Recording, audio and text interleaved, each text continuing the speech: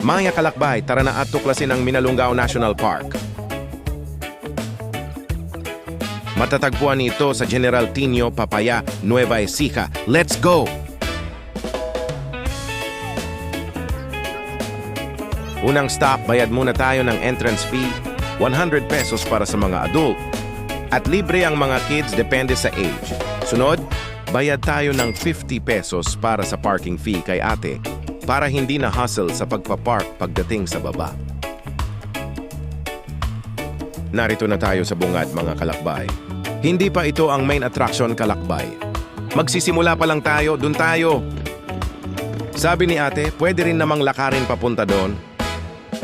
Pero kukuha na tayo ng floating cottage. Kasi may dala tayong gamit at food para hindi magutuman. Ang floating cottage ay 1,300 pesos kasama na ang life vest.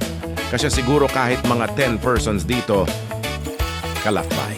Suot na natin ang life vest. Minsan delikado dito kasi may malalim na part. Ayos ba mga kalakbay?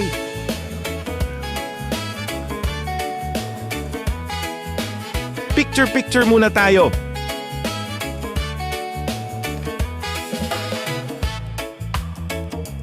Maraming salamat sa dalawa nating taga-navigate ng ating bansa.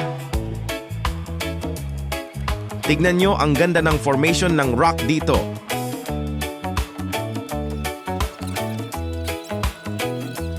At ang tubig sobrang linis.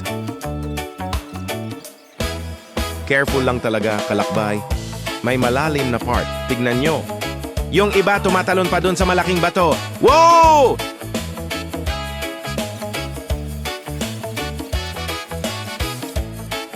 Doon ang daan papuntang cave, pero late na tayo nakarating, kaya next time na lang. Ay, separate bayad pala ang tour guide papuntang cave. Di ko na naitanong, next time na lang.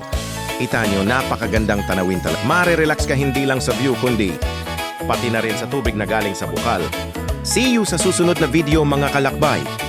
Naway nakapagbigay ako ng ideya sa inyo mula sa video na ito.